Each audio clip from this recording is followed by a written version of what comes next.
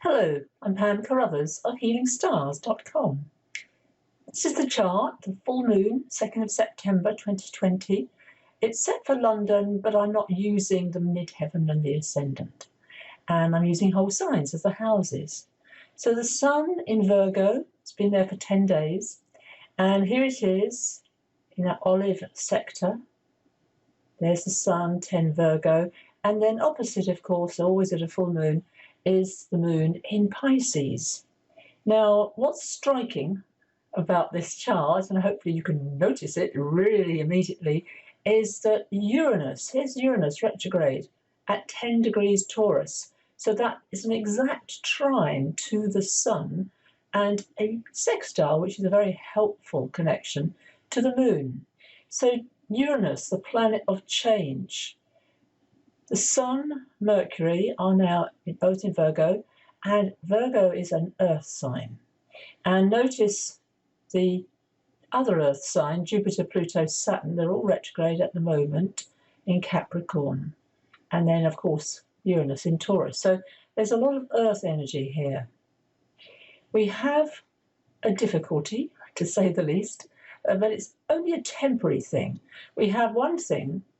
Venus, 25 degrees of Cancer, is right bang opposite Saturn. And this is a story of commitment, basically, for what we value, what we cherish, family values. It's the moon sign of Cancer. And with the moon in sensitive Pisces at this time, emotions are running high, that's for sure.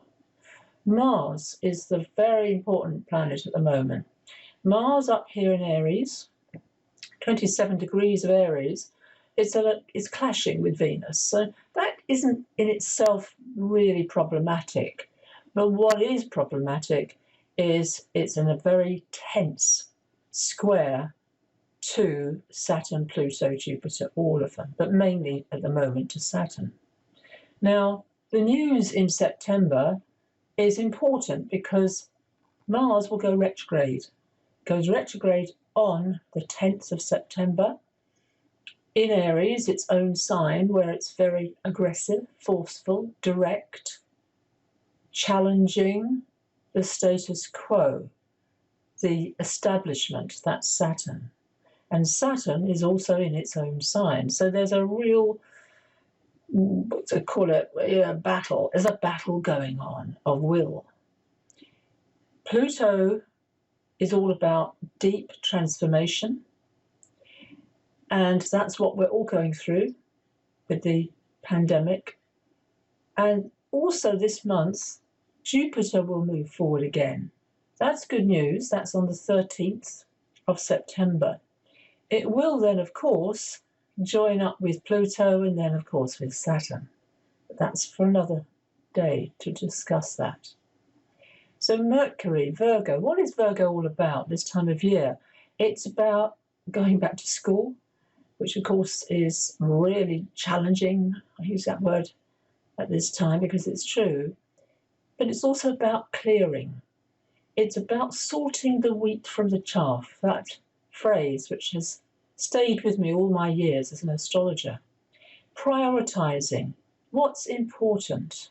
Health, nutrition are all to do with Virgo, but also using the wisdom, not quite wisdom, but the analytical process, and Mercury is helping with that. So not to take everything at what you read or you see at face value, to explore and investigate. Mercury likes the sign of Virgo. It's exalted and very much to do with healing, very much hands-on healing, with very much a Virgo energy. Pisces, let's move across to the moon over here. Pisces is, as I said, very sensitive as a sign. If you are a Pisces, you know that. The positive is being an empath, having compassion, using the power of prayer that Caroline Myss talks a lot about, to ask for the miracle. With that planet Uranus, the planet of radical change, really important at this full moon, it is urging us all to change our mind, change our way of living. Neptune is in Pisces. It's a long haul. It's not over yet. It's got another 10 degrees. It's 2/3 the way through Pisces. But it's very slow moving, Neptune. It's to do with the ocean, the sea. It's very empathic. The mystic is the archetype of Neptune in Pisces, the empath. The person who, when everybody else is having a fight, can go to the higher, the miracle-mindedness, the higher mind. Grace, the power of grace, bringing in heaven. So you could say bringing heaven down to earth would be the moon in Pisces opposite the sun in Virgo, earth sign. We have some other difficulties in this chart. It's not all roses. However, there is what they know is called a mystic rectangle. A lovely word, isn't it? But Venus, if you notice, Venus, Mercury, Saturn across here, going up to Neptune. It's a bit kind of wide. However, it is bringing those energies together. That's the whole purpose of that. So to value, as I said, your Venus is valuing your home, your family. Mercury is attending to detail, cleaning. It's actually a very good time for spring cleaning, albeit that's what I'm doing at the moment because I've got planets in Virgo. But anyhow, and then of course Saturn, things that are going to be sustainable and last. And Saturn will also go direct in September on the 29th, the end of the month. So take care, keep calm, and get creative. Uranus is wanting that in Taurus. It's governed by that Venus energy.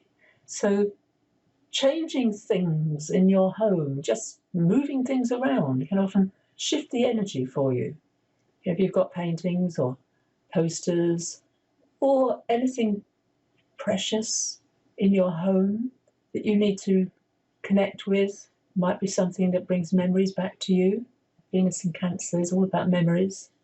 But yes, to delve into this wonderful energy, creative energy that Uranus and the Sun can offer at this time.